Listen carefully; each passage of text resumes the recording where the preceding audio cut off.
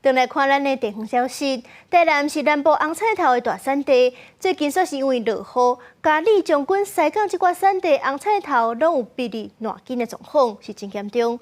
公所已经赶紧通报农业局来回勘。农民来到已经要采收的红菜头田下面，只是无想到，农民随手一挽的红菜头，都出现裂果，根搁因为泡水泡真久，拢有烂去的状况。它连裂的机会都没有。这都是泡水泡。这泡水，这你个边已经拢解味解痕。满地拢是受损的红菜头，如果只有表面受损，搁会当做七级品来收成。无奈烂去产生的臭味，已经让红菜头完全失去采收的价值。这时间吼，若是讲接触介侪水了吼，伊就是会裂果，哦，伊会裂果，伊会裂灰。啊，水来个上侪就像即个水上，即个咱中原地区吼，差不多伫差不多落差伫90几公里啦，8、90啦，哦，啊8、90面是2天豆豆落，所以水拢全部拢欠伫荒地里。啊，这万一个等着即摆寒吼，较袂大，啊袂大，即摆个等着要采收个落雨，拢泡汤去。哦，行咯。哦，迄话过来，我也无一半咧。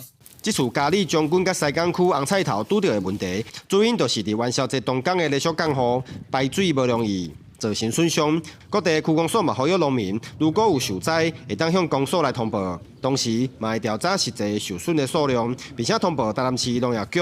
农业局嘛将会安排回勘。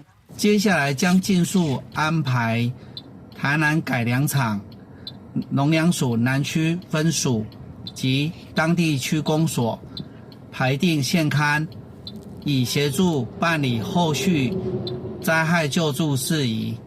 红菜头全台种植的面积大约1600公顷，而南部地区就以台南市的659公顷上侪，占全南区9成以上。公部门除了为农民争取农业天然灾害补助，嘛会请专家来协助，加强农业技术的指导，协助农民提升种的技术，加强抵御自然灾害的能力。公司新闻郑云台南报道。